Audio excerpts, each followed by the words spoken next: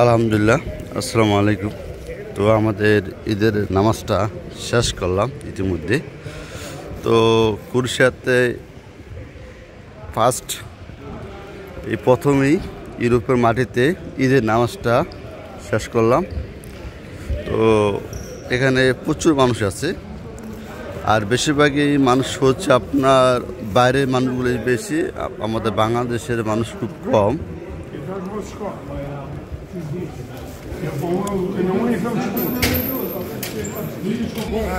তো এটা হচ্ছে আপনার বাইরের দিকটা। আসলে এটা আমরা ভিতরে নামাজ পড়লাম, তো নামাজ পড়ার পর আমরা বের হলাম ইতিমধ্যে।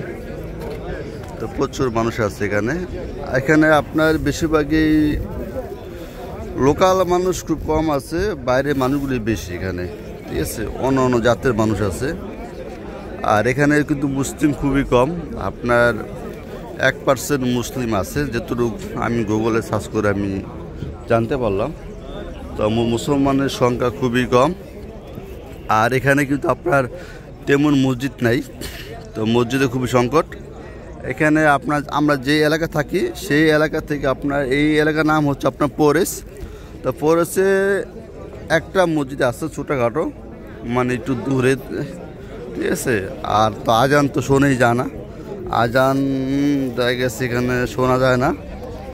আপনার টাইম দেখেই নামাজ পড়তে হয়।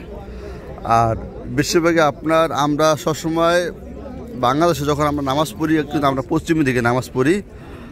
আর এই ইউরোপে হচ্ছে হলো উল্টা বলতে আমাদের নামাজ পড়তে হয় দক্ষিণ দিকে।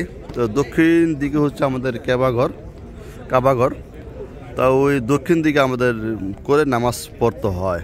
তো এটা হয়তো বা প্রচুর যারা বাইরে আছে, প্রচুর মানুষ এরা জানে না। তো এইটু আমিও জানতাম না এক সময়। তো আমি আসার আগে জানছি যে ইউরোপের সিস্টেম হলো আপনার দক্ষিণ দিকে নামাজ পড়তে হয়, আর পূর্বের দিকে হচ্ছে সেই মানে মক্কা দেখায়। তো দক্ষিণ দিকে নামাজ মূলত পড়তে হয়।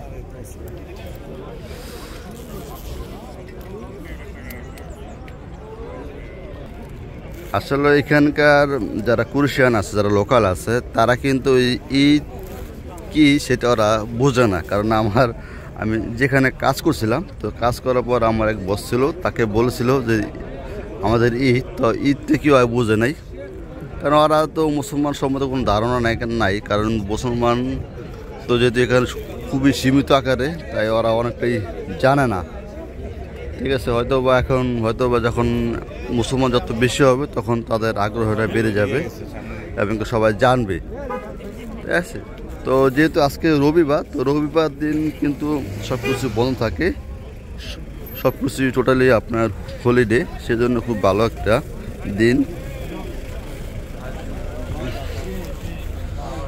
তো এই ছিল, আশা করি তাহলে বুঝতে পারছেন। তাহলে আজকের জন্য এই পর্যন্ত, সবাই ভালো থাকুন, খোদা হাফেজ, আসসালামু আলাইকুম।